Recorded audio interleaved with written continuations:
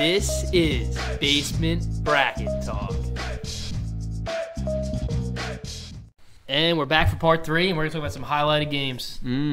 Dude, this weekend and the week after, there's some good matchups, and that's what I love about college basketball this year. Yeah. It's like December used to be like a dead month. A dead month, yeah. And we mentioned that at the end of the blog because like usually December is like Cupcake City. That's when you play like the most. It's finals week, so like you're just like, oh, stay on campus, play some like mid-major teams. Not anymore. There's stuff going on, man. Yeah. And the first one that we're gonna talk about is probably the most. This might I'm not gonna say it's the game of the year, but like this is the game like I anticipate like. I think this is the best non-conference rivalry. Oh, without a doubt. I think this is the best one, and it's Cincinnati at Xavier. And Xavier's home this year. Yep. I think that actually makes a huge difference because like Cincinnati's number 11 and Xavier's number 21, and Cincinnati doesn't really play like a tough non-conference schedule. This is big for them. So this is like their shot, to get that win. Very big for them. If they win this game, Cincinnati, it's like look out, man. Cincinnati could be a 1 seed. Yeah, in the tournament. Cincinnati, man, I love Cincinnati. Yeah, I know rivalry, you do. Man. This is so fun. I mean, Cincinnati does actually bring like legitimate stats to the table too. I mean, they are top 6 in rebounds per game, which is huge, and least amount of points allowed, which of course Virginia is the king of that. Yeah. But like, if you're top 5 and least amount of points allowed, like that's like a huge deal. That is, it's big because like you throw teams off their offensive rhythm. That's just how Cincinnati's always been.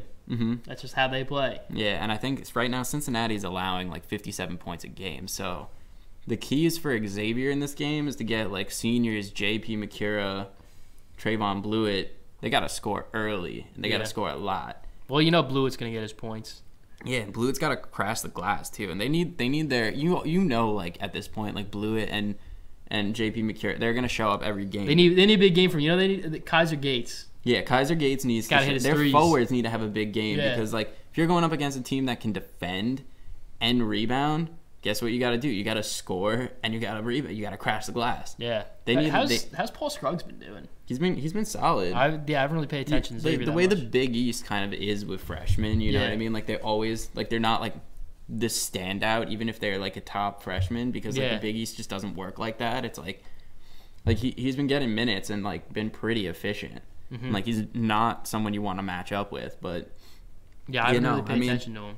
Even the guard play, it's like I think the guards will naturally like do their thing with Xavier. I think they need their forwards to be locked in. Like they need Sean O'Mara to like box out those Cincy bigs. Like they need a body like that against this team because this team's big and they get rebound. Yeah, they're good.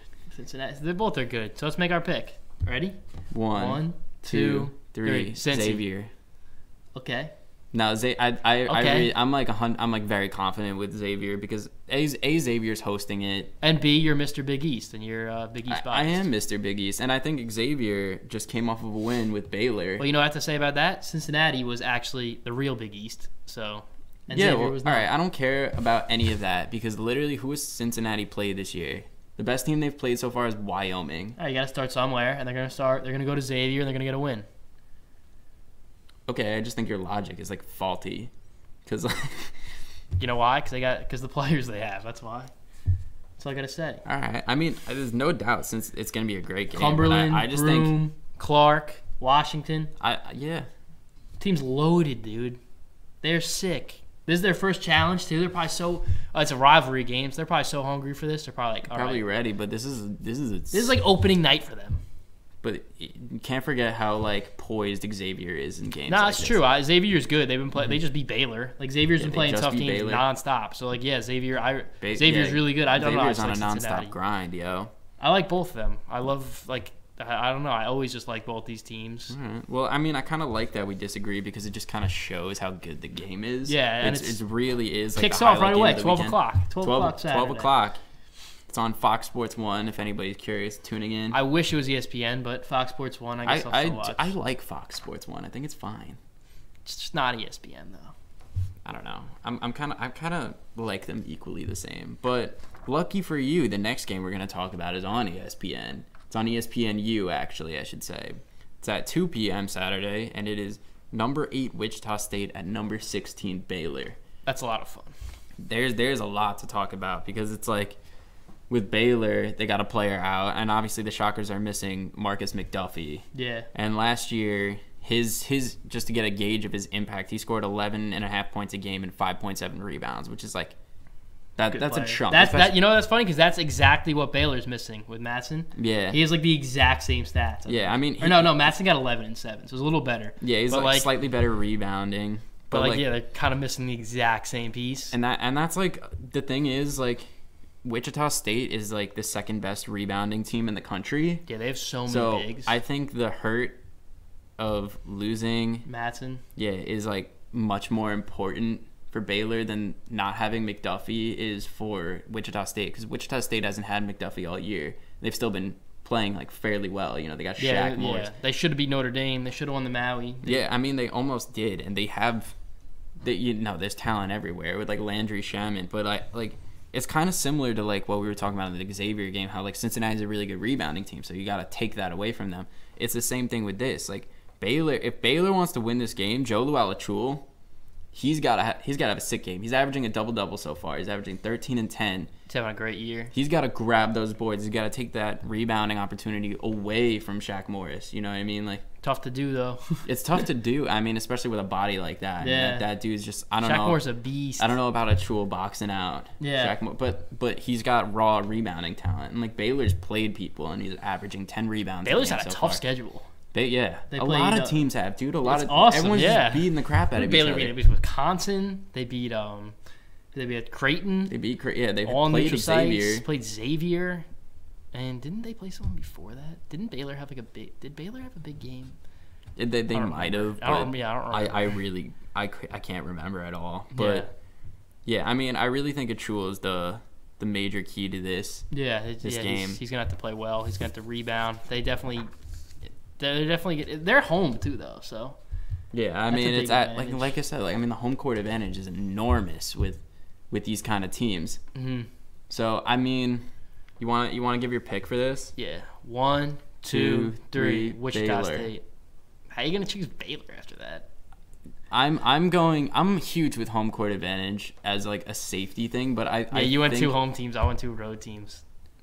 Yeah, I mean, I almost regret picking Baylor right now, but I think it's literally the home court advantage is like what has me convinced. I just think Manu Lecomte is just so experienced, and like Acuil's been like stepping up. Like if this game is played at Wichita State, I feel like Wichita State would win by 10. You really think Baylor's gonna win this one? I actually do. Like I thought we were gonna agree on this one, Wichita State. No, I mean if Wichita State wins this game, I'm not gonna be like, oh wow, like how did this happen? Like the reason we highlight these games is because it's like we almost don't know what's gonna happen. Like, and that's why I think it's gonna make it so fun to watch, because like I think Baylor's gonna win solely because of the challenge that is posed to them, which is like get rebounds, because Baylor's not a bad rebounding team. Mm-hmm. They just need to. Those Baylor boys got to reach into their inner Rico gatherers and like just grab even more rebounds and like box out. Yeah, they do, but I don't know if they could. That's the thing. Like that's like they might not be able to. I mean, Wichita State might win with flying colors. I don't know, but I think Baylor is gonna rise to the occasion. That's just my gut. That's my gut. It's not based off of all the logic in the world, but it's like my gut. It's like I like home court advantage, but I feel like a team like Wichita State just like doesn't care. Yeah, they just like that's genuinely a good point. Don't care. If they're playing on the road, they're playing on the moon, they're playing in like playing in the Final Four. I don't think they care. I think Greg Marshall's might be the best coach in college basketball, and like I think they just go out there and play like it's nothing. Yeah. And I mean, like I respect the Baylor pick. They're home. Baylor's got guys, but I just think Wichita State's. I'm even more excited about this team now. Who? Or this game, I should say. Oh, why? I mean, because I'm just like taking well, dumps not the way you're taking dumps on me. It's just like the way we're like going back and forth with it. All right, let's go to the next game. Saturday's gonna be lit. Man. Saturday's gonna be a lot of fun. Saturday's December lit. Saturday, that's fun in college basketball. Oh, college football's got the championship games. College football's awful. Let's watch college basketball. Yeah, college football. Man. I'm a huge college football guy, but like this year it's just been so bad. I'm just not a football guy to begin with. There's just like no good teams. Yeah, I mean, So it's basketball. It's basketball's year. Let's talk about the battle for Rhode Island that we almost decided to go to, but it turns out I'm going to Disney World, so sorry, can't go. You're a sellout. But it's Providence at Rhode Island. Providence at Rhode Island. That's going to be fun, man. Yeah, I mean, this is such an interesting game to talk about, I think, because they're both in like such similar situations. Yeah, like, I really wish E.C. Matthews wasn't hurt. Like, I love E.C. Matthews. Yeah, I wish he wasn't hurt. Because like it makes it so much harder, like easier to make a prediction if he's there. But like, I mean, Rhode Island's had some tough losses. You know, they lost out west to Nevada. Nevada's great. They lost to Virginia. Virginia's also great. Especially if you're playing without your guard. And like, I mean, like tough. Providence lost to Minnesota and they won all their other games, but like they're kind of been kind of close. I mean, they beat Belmont by like 1 point at the buzzer, and I think it might have been last night or a few nights ago. They only beat Ryder by 4 points. Yeah, it's like so, I'm not like 100%. I didn't even know that. So. I'm not like 100% convinced on Providence's ability to like finish games. And they're on the road too. Rhode Island's gonna be rocking. That place gonna be going insane. I think the key to like Jared Terrell and like, he's a beast. Jared Terrell's so good. Those guys got to tap into the crowd. They got to tap into that local rivalry and just get that grit. Like this is another game that's literally going to be down to the wire. I think. Yeah, there's gonna be a great game. When you compare the talent, it's like identical. Yeah, it is. I really wish EC Matthews was playing. I really want to see this Rhode Island team with a full year of EC because this team, they're so good. Like they're so like we saw in the tournament last year. Like they almost beat Oregon, and Oregon was Final Four team. Oregon was like 2 points away from going to the championship. Like this team, man, I love Rhode Island. I can't wait for EC to be back, and they're just gonna go on a roll in the A10. So let's make our picks of this game. Yeah. 1, 2, 3. Rhode Island. All right, we'll agree on that. I think Rhode Island by like 4 points, and it's really just because I think Providence.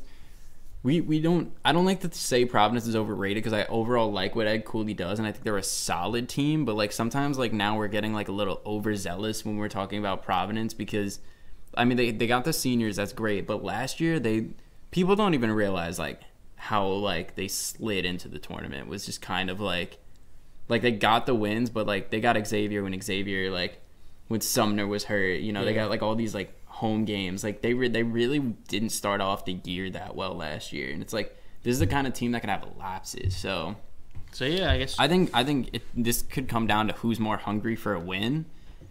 I think that's Rhode Island. I think Rhode Island. Rhode Island's got they got seniors too. It's gonna like it's fun. Like, also Rhode Island. Man, it's gonna be another good game, dude. It's gonna be another good game. Saturday 5:00, the CBS Sports Network. Yeah, Rhode Island's trying to eat the Big East for breakfast. Yeah, they beat Seton on the neutral site. Terrell with the game-winning shot. Like that's like this team, man. We're not only saying this because Rhode Island fans says we won't respect them. No, I really believe in Rhode Island. I do. I mean, I kind of beve in Providence from time to time, but like I think Providence will go to the tournament. Oh yeah, I think Providence will go to the tournament too. I just think this game is Rhode Island's. Yeah. All right. So we'll continue with the second half of our game preview in the next video. So watch that. Thank you for tuning in. Give it a click. Give us a watch.